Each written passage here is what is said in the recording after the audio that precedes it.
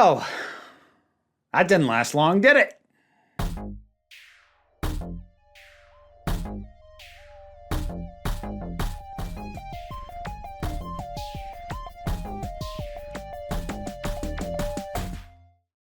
So follow up on the talk shows that were planning to resume without their writers.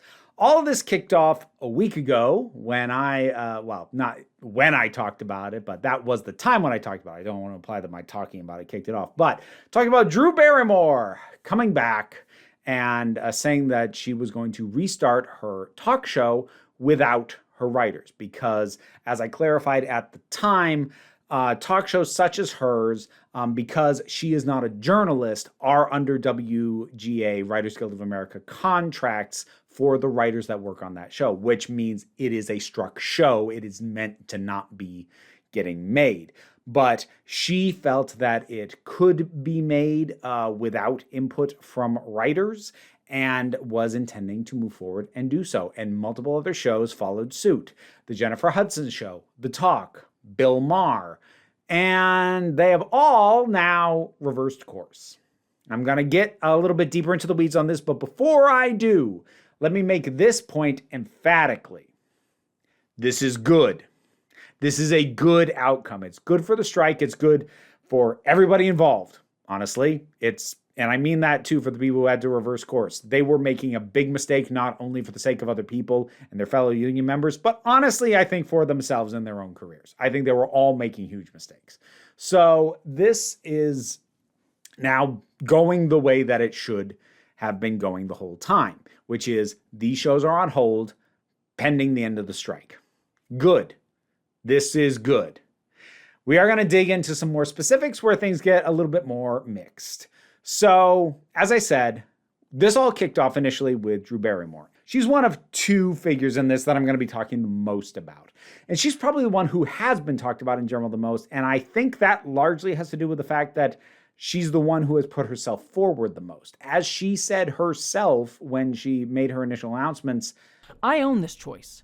So she was the one in the conversation. She put out a video because initially when she saw the pushback, she was still intending to move forward with her plan. And she put out a video that she took down a day or two later explaining her rationale for why she felt this was what she needed to do. And this has all centered very much around her, whereas, say, The Talk and the Jennifer Hudson Show, and even initially Bill Maher, was just kind of announced they're planning on moving forward. Even the individual hosts in that show weren't putting themselves as front and center. So Drew Barrymore is getting talked about the most. I don't think it's necessarily because there's more to be said about her actions than anybody else, but there's more to react to about her because she has talked more. She's not the only one I'm going to focus on, but this is part of the reason why. There's more stuff to actually talk about. There's more meat on the bone when discussing this particular aspect. So again, to recap, she said they were going to bring the show back without writers. She, wasn't cavalier about it. She did say, I've put thought into this, but she intended to move forward regardless. She saw the pushback, put out a video, I would say apologizing, sort of, kind of being I didn't realize how harsh this was for people, but I still intend to do this, and giving her reasons why, and not getting the response she wanted. I try not to get too deep parsing into people's thought processes that I can't possibly know, but I kind of suspect she genuinely thought that if she explained herself and her rationale, that people would be more understanding. I think what she failed to realize is that people weren't mad at her because of the reason she was doing this. They were mad at the thing she was doing. Her rationale didn't change the fact that what she was doing was harmful and could potentially undermine the strike. Actually, we're going to pause for a minute and tangent on that. I want to be sure that I'm clear on exactly how that would be the case. So, broadly speaking, even aside from just being disrespectful to the writers, because a show that uses WGA writers and the WGA is on strike should not be moving forward. It just shouldn't. So, it's disrespectful to the writers, but even setting that aside, it's a practical matter.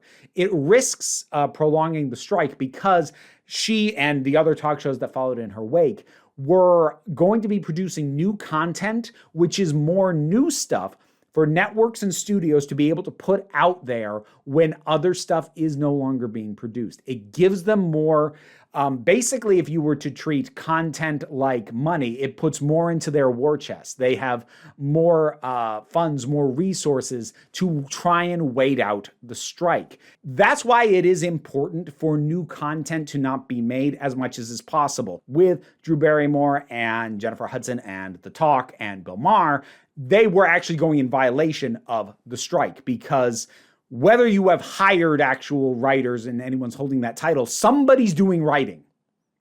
Somebody has to be. And even if you are going to claim you are entirely improvising it, which I did a short on this, but I'll recap it real quick, because the algorithm's weird and it treats shorts differently from other things, so I know not everyone would have seen it. But like, if you go back to 2007, 2008, a number of late night talk show hosts like, say, Conan O'Brien, continued to broadcast during the writer's strike without writers and just improv'd everything. So he had no scripted bits, and he filled it with stuff like spinning his ring and actually kind of drawing attention to the fact that the show was worse without writers. Now, he was permitted to do that, but it was not without controversy even at the time. There were some who felt like he was making the point like, yeah, the show's worse without writers, but there were others who felt you still shouldn't be doing it because you are still making the point of the show could still exist without writers. But regardless, that happened then but isn't happening now, and I am 99.5% sure that it's because the strike rules this time were written in a way to close whatever loop allowed for that with Conan O'Brien last time. Because keep in mind, strike rules are written fresh for every strike. They are not a thing that never changes, and they use the same rules every time. So anyway, coming back to it, Drew Barrymore has now said she is no longer moving forward. She was the first one to say that she was going to, and then she was the first one to say that she would stop. And then almost in the same order that they announced it the first time, The Talk said they would no longer go forward. Jennifer Hudson said she would no longer go forward. And then eventually, bringing up the rear, Bill Maher also said he would not move forward with a new season of his show without writers. And again, to reiterate, that is good.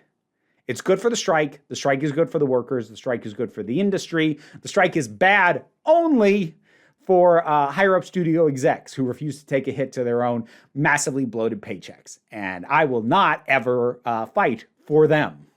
So, but in any case, that's where things are. Now I want to talk a little bit more about some of the ins and outs of the specifics of some of this, because I've seen in some places where some people seem to honestly want to hold this against Drew Barrymore and are approaching it from an angle of, well, she kind of showed us who she really was. They're kind of treating it a little bit like a mask off moment, or they're taking it as such a betrayal that even though she reversed course, they're intending to hold some degree of a grudge. And I'm going to explain why, if you feel the need to do that, like, you can. I'm personally disinclined to, for a couple of reasons. The first is, I will grant, a personal call. She had that video that she made where she was explaining, this was back when she still did intend to move forward with more recordings of the show. And she did, that video, and she seemed very sincere. She seemed to be getting a little bit choked up. You can decide for yourself whether or not you feel that was sincere. She is an actress. It could have been a performance. I don't want to get bogged down in whether or not it was, because that becomes a whole separate argument. And then it gets into a matter of like, well, are you just never going to believe an actor when they tell you anything? Do we just assume all actors are liars forever? Gosh, I hope not. I'm an actor, not like a professional. I ain't in the union, but still, regardless, I'm going to be treating that video as if it was sincere. But even if it wasn't, my overall opinion still holds. But your mileage may vary on that if you believe very firmly that it was all just nonsense and BS. So the thing is, as I said, I think that she failed to understand the damage of what she was doing. I think she probably genuinely believed that if she could explain it, people would understand more. And maybe she'd still get pushback, but it would be gentler, and it wasn't. And whether it was a matter of like somebody finally explained it to her in a way that she got it, or if she just realized the PR mess was not going to back off and did it strictly as a PR move to stop, I'm still disinclined to hold this against her down the line. Because in her case, at least so far as I am aware and what I have found looking into it, this doesn't feel like a mask-off moment, because this doesn't feel like a culmination of stuff that was going on in the background. Like, is an indication of a general sense of privilege? Well, yeah, She comes from a Hollywood legacy family. She has an inflated sense of privilege, even possibly beyond what a lot of Hollywood figures do. But beyond that, it doesn't strike me as like the moment where the mask slipped and like, oh, this is who she always was the whole time. And like, that can still happen. I talked about that sort of thing in my Illuminati video, the fact that how in contradiction to what people thought she was, her behavior was actually why everybody abandoned her. In Barrymore's case, to me at least, this does not feel like an indication of who she always was. And it feels in contradiction to how she generally comes across, more in the sense of like trying to put malicious motivation behind her intent to bring back the show.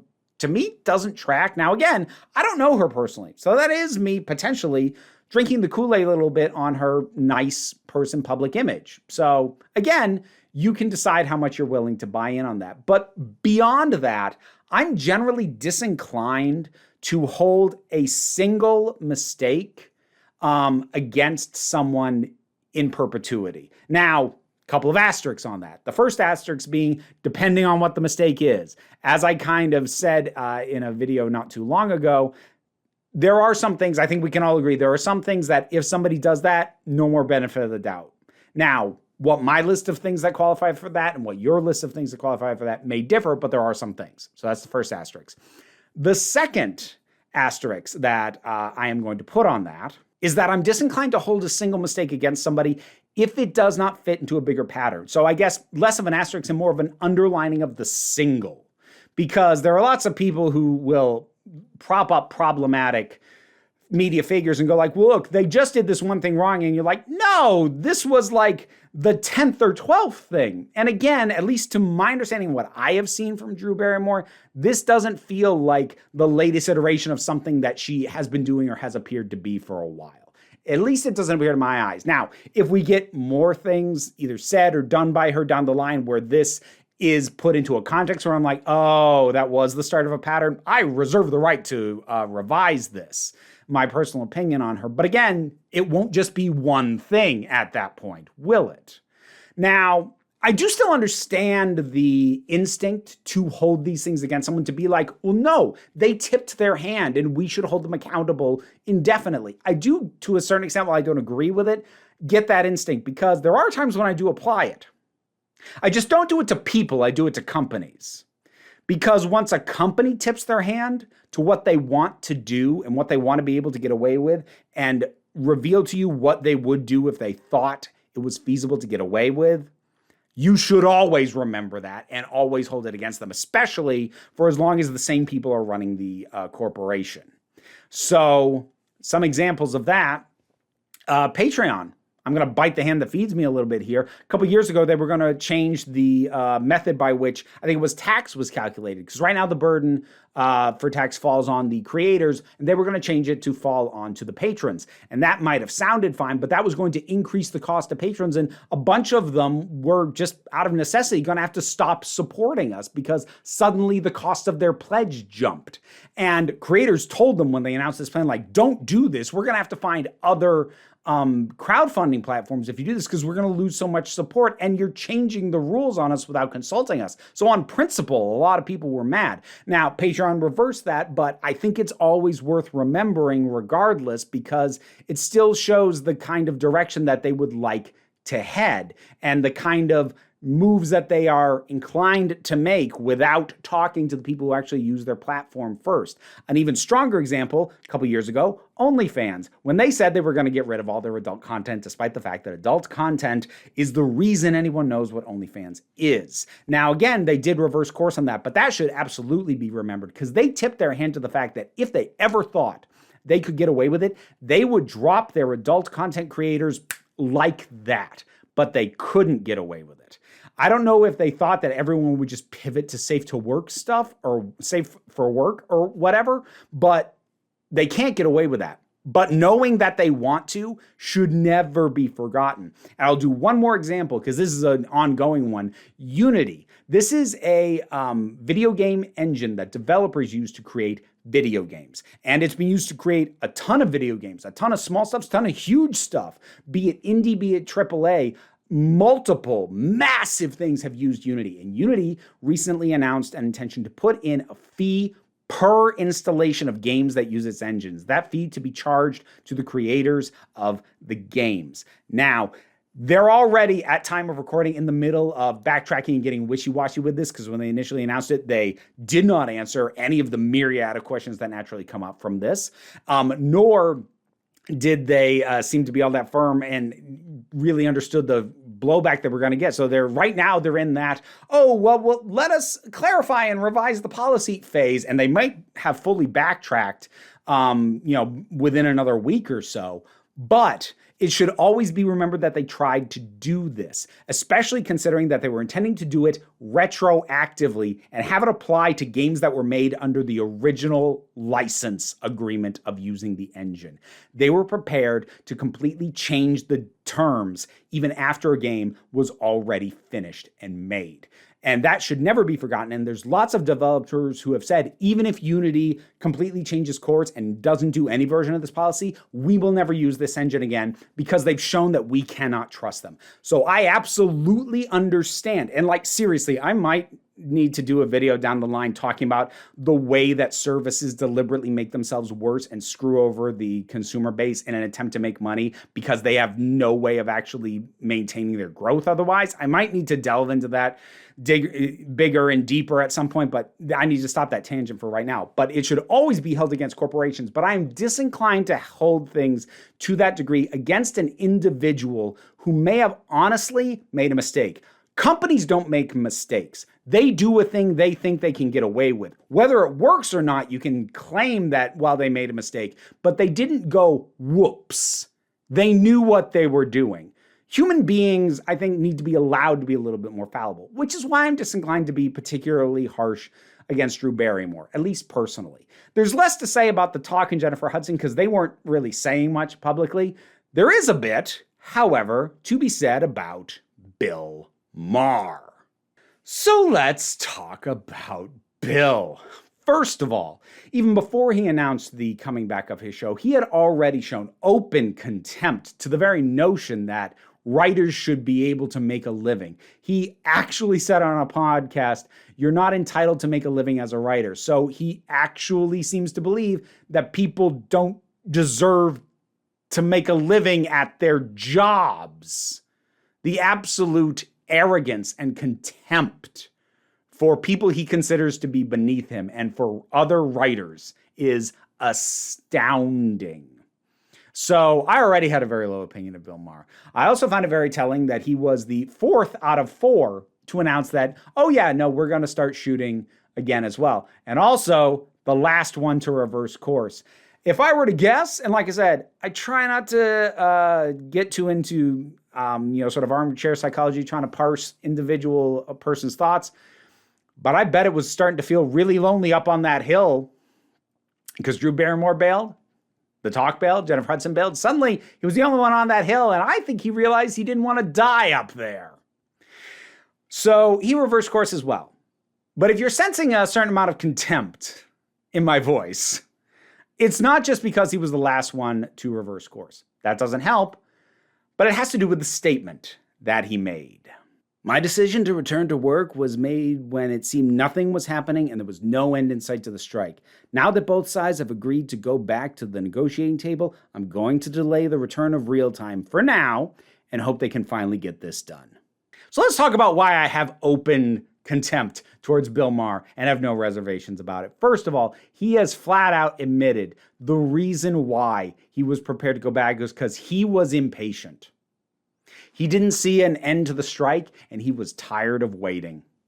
This special little snowflake, this little brat, this petulant child going, I don't want you to wait anymore. I try not to do mocking voices for anybody these days. It feels a little bit childish, but you know what? Screw it. He's acting like a child. I don't want to have to wait anymore. This is taking forever. Are we there yet? I'm just going to go my own way and do it my way. Screw you guys. I'm going home. That's what you came across like, Bill. You admitted that the only reason you were doing this, and this is me taking you at your word, because it's distinctly possible that you just don't give a crap about anybody other than yourself. And this was the best excuse you could come up with that you thought people might swallow. But much like taking Barrymore at her word with the sincerity of her video, I'm going to take you at your word in this case. And even if I take you at your word, it's not doing you any frickin' favors. So you admit flat out that you just didn't have the patience when you didn't know when the end point was because you were only willing to wait so long. You felt personally inconvenienced. You have no solidarity with these unions. You have no solidarity with the writers, with your fellow actors. You have none whatsoever. No empathy, no solidarity. And I have no problem saying this because of one specific word that you used. I'm going to repeat the end of that statement. And hope they can finally get this done. Not we. They. He doesn't see himself as part of this strike. He doesn't see himself as a part or in any kind of solidarity with the unions. He sees himself as a person inconvenienced by the unions. His success is buoyed by members of both unions, but especially the Writers Guild. He profits from the labor of these union members, but he sees no solidarity with them. Not we, they. Those others, those people, those lessers, those whiny people who think that they are entitled to make a living doing a job. F you, Bill. Absolutely. This, unlike Drew Barrymore, this is a case of absolutely fitting in with the contempt that he has openly shown to anyone that he considers to be beneath him. And people tolerated it for a long time because a lot of his targets were also the kinds of people that his audience was okay being targeted. For me, honestly, my breaking point with him was that documentary he made years ago, Religious, basically just mocking people of faith left and right. And look, I have a lot of issues with a lot of religions and a hell of a lot of issues with a lot of people who use religion to justify horrible behavior. But his absolute contempt for the very notion of anyone who could possibly have any kind of faith oozed from every single second of that film. And that was when I realized you are a horrible person who genuinely believes that other living, breathing human beings are lesser and beneath you. And you get away with it because you have chosen a target that your audience also does not respect. But here, Bill, your audience, at least a chunk of them, do respect writing and writers. But you've shown that you have equal contempt for them because you consider them also to be beneath you, that they don't deserve to make a living. They aren't entitled to make a living doing their goddamn jobs. I know I said it already, but f*** you. So, yeah, everybody reversed course, including Bill Maher. And it is good in all four cases, including Bill Maher. That doesn't mean that I'm going to treat all these equally. It is a good thing in all cases. I am personally of the belief that this, at least to me, does not fully tarnish Drew Barrymore in my eyes. I'm still prepared to give her some benefit of the doubt. I'm not giving any to Bill Maher. I have no respect for the man. He still did the right thing. By and large, I don't get too hung up on the idea of doing the right thing for the wrong reasons. If it's truly the right thing, the wrong reasons shouldn't matter all that much. Sometimes they do, though. Now, is it still better than failing to do the right thing at all? Yeah, absolutely. It is still better to do the right thing for the wrong reasons than to not do the right thing at all. So let's not treat it as if no good was done in this reversal and this decision. But Bill specifically very much tipped his hand that this was all completely self-motivated, completely selfish at every step.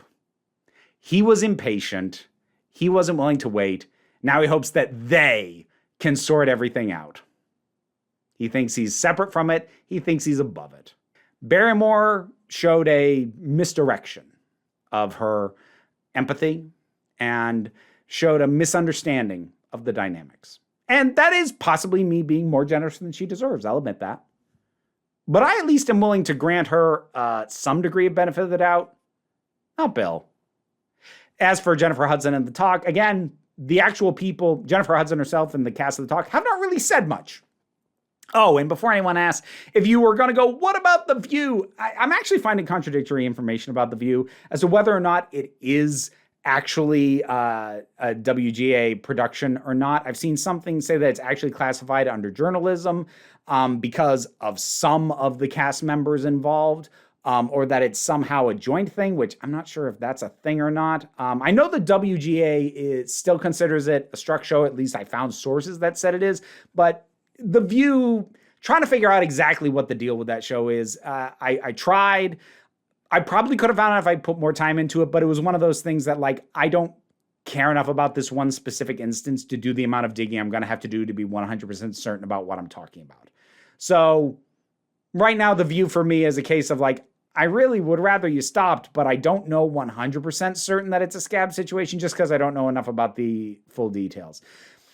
Somebody in the comments is probably going to show me up and direct me absolutely to the concrete evidence of exactly what contract it is, and because some of you people are clearly better at research than I am. But I'm a human being. I hit my limit. I hit my cap. I'm like, I got to take what I know and talk about that and not dwell too much on what I am unsure about. So there we go. The strike continues. I continue to support it. Good on all 4 of these shows for reversing course, though the minimal amount of good on you being given to Bill. So what are your thoughts on this? Whatever they are, drop something down in the comments. Let's talk about it. Patreon pays the bills, enables me to do this as my living, talk to you folks about this stuff. You know, I was supposed to be backing off Wednesday videos, but stuff keeps freaking happening. I'm getting on a plane at like 5 a.m. tomorrow. And I'm making this. Regardless, whatever your thoughts on any of this are, drop something down in the comments and let's talk about it. But, you know, don't worry too much about it. Like, share, and subscribe. They all help me out. There's links to other things I do down in the description. Don't worry too much about all that, though. I appreciate it. Believe me. But what I really want you to remember is that you are beautiful, you are valid, and you are loved. You are the council. I am just running the meetings. And until next time, this council is adjourned. Shout out to the patrons who helped make this possible. In particular, I want to thank Robin Moore, Zubin Lutfola, Goddess Elida, Tarak, the thing that goes doink in the anime, Ruth, Oliver B., Solitary Pictures, Ulrich Bogdan, Melinda Walters, Jen, Auntie Kate 808, Becky Sparks, Fernabilax, The Poodle, Robin Powell, T. Love, Tracy Scrappett, Angry Casperl, Dave Hall, and Rosalind Bennett. There's being able to hear me try and pronounce your name, plus a whole bunch of other rewards in the Patreon. You can check out the tiers, but if you're already on the list, thank you so much.